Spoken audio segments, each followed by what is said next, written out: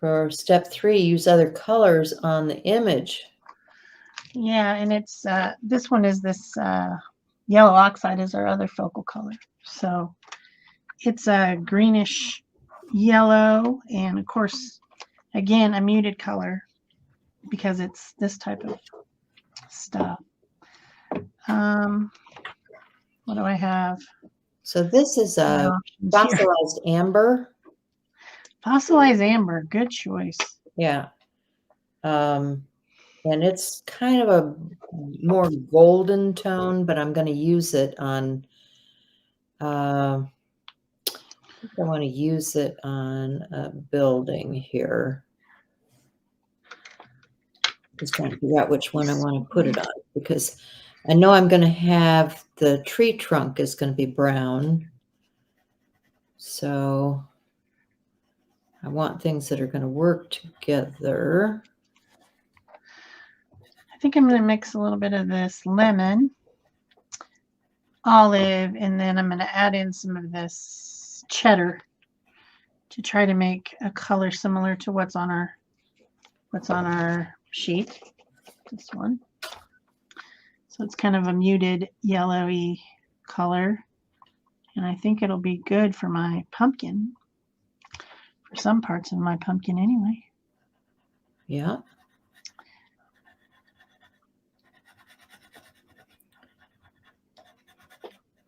So this is pretty primitive, you know, when I'm just, this is like coloring, right? This is like coloring in a coloring book, what I'm doing. Yes, and what I'm doing too, absolutely. Yeah, yeah. Exactly what it is. Nothing fancy here. You guys can do this. You absolutely can do this without any difficulty. Right. I guess I need add some of that to my squash in the bottom here too. Get some of that color blending going on. And we'll add some more bright color, which is this spiced marmalade, which is more of the pumpkin tone. Yeah, I'm adding in, I used my yellow mixture at the top, and then I'm adding in some of this cheddar color, which is an orange. Again, sticking with these Dina Wakley acrylics because that's what I have on my desk.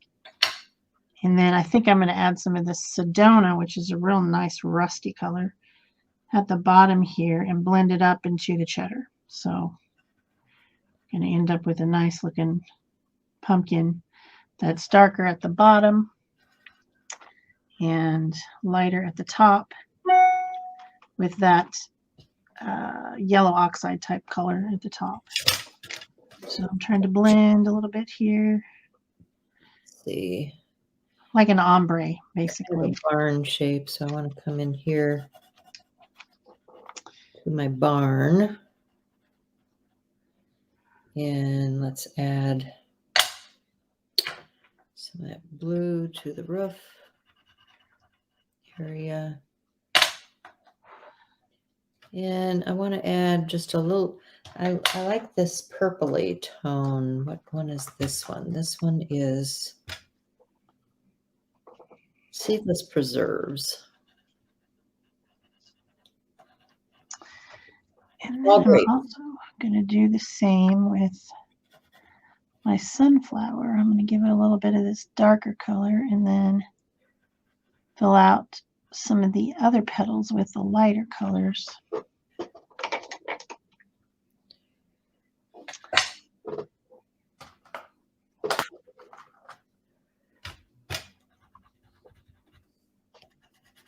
Kind of doing a little bit of blending.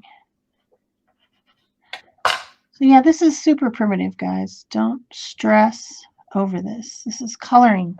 Yep.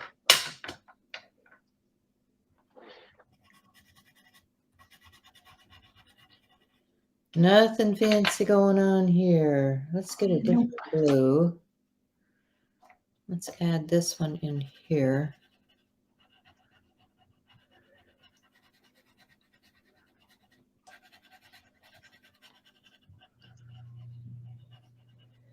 And I need my brown in my tree.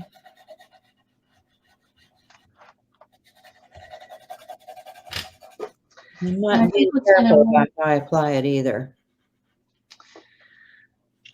what's going to make your primitive art seem realistic or seem like it is primitive art is keeping to very simple shapes and very subdued colors. And the other thing is you've got this simple black outline. Yes.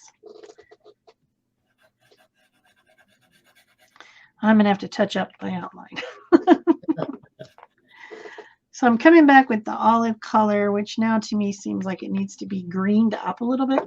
So I'm adding in some evergreen to it just to make it's still that olivey, subdued color, but now it's a little bit more green because it just seemed like it was really almost, I don't know, brown-ish.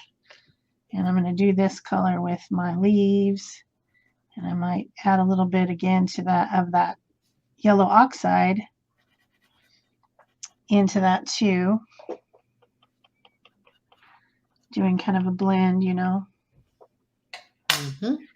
But my stem and all that is definitely going to be this more greenish tone. I would say these are muted colors, almost as if you had taken the pure pigment and mixed it with its opposite, which I did in one case.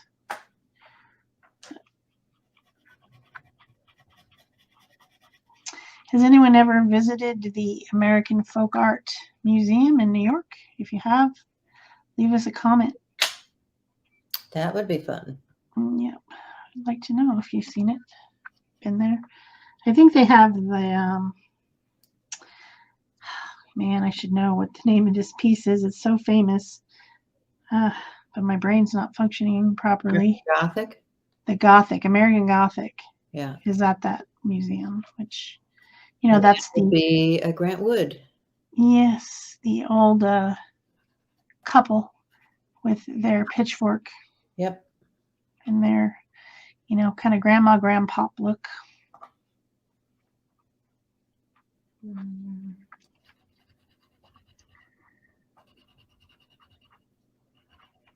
And it's been played off of so much. Yes. Yes, that's probably probably the most famous folk art type art that there is. Super famous.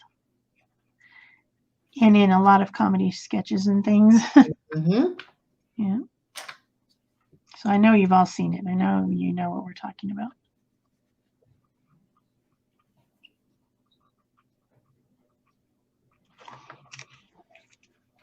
Okay, there's my sunnyflower. Pretty happy with that. Probably going to need a few highlights. Did I run out of? I was using Titan Buff for highlights, but well, we'll deal with that later. Let's let this dry a little bit because it's it's wet. I'm gonna let it dry for later. I think shadows and highlights are probably in another step anyways. I haven't looked, but that's my guess. Well, and honestly, there's not a lot of that in primitive folk art. No, there's not. But there is in Shel art. So, you know what I'm saying? I know what you're saying. So I'm going to take some of this night color, which is this really dark blue, which is like, I can tell that it desperately needs to be blended with some water. But I'm going to try to use it maybe with a tiny bit of black, but not a whole lot to do my little crow guy. But I definitely need some water on my brush because this blue is like a blah. It's gone from blue to blah. Blah? Blah. Is that a color? It is now.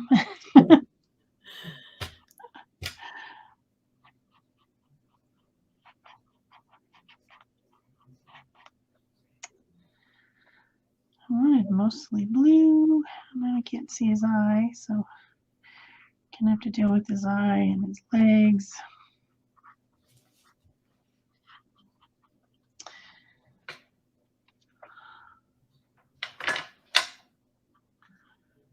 Yep. Come on. Don't seem to be able to get those pencils back in the box. I just set them down on my desk, and that's not good because then they roll around.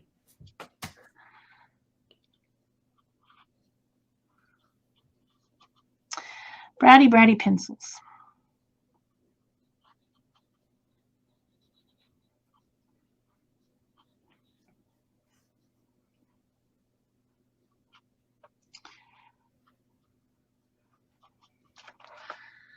Ugh.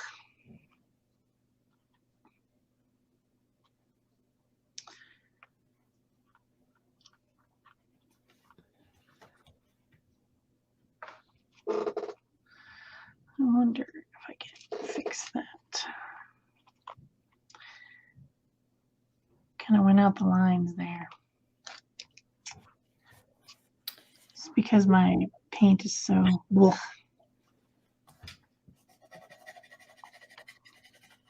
I've got a block problem. To get kind of a gray here, I think.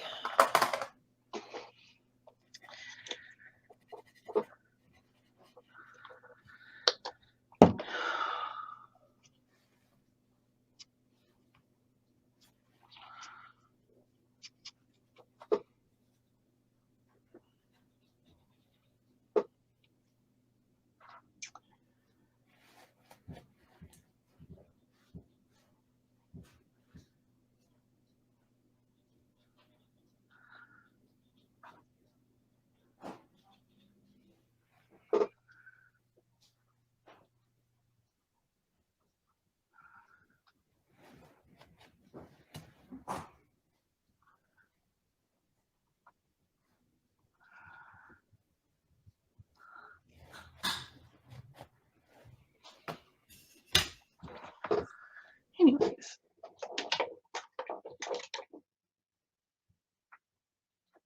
He's got some legs down here.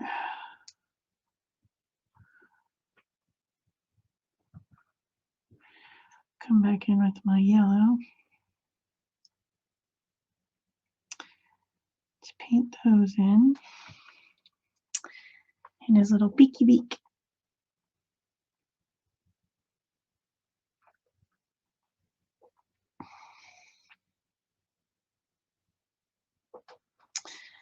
You're gonna have to put some white on that to make it even show up.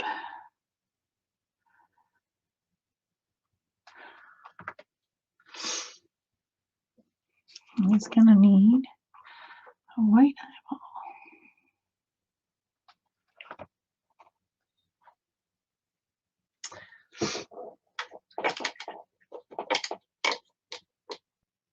That probably completes step 3.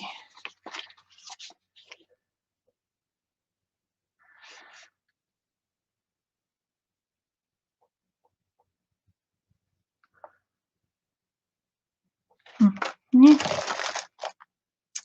It's pretty much colored in. Oh, I don't have any of this. I have a brown color, so let's mix a little bit of this blue. Yep, a little bit of this dark blue with this Sedona color is definitely going to make a darker brown that I can put along the bottom of my page to indicate the nice, rich, fertile soil that this pumpkin and this sunflower are growing in.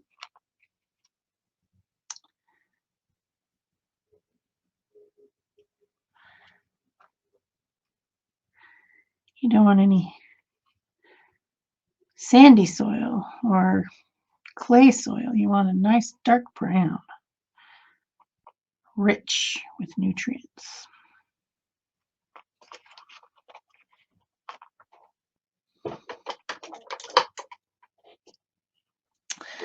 So there's my color palette.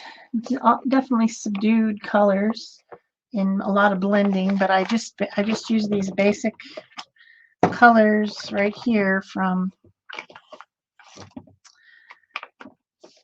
the Dina Wakley line and blended as I went. Also, I used a little bit of this Titan Buff, and I might use some more of that for some highlighting in a bit.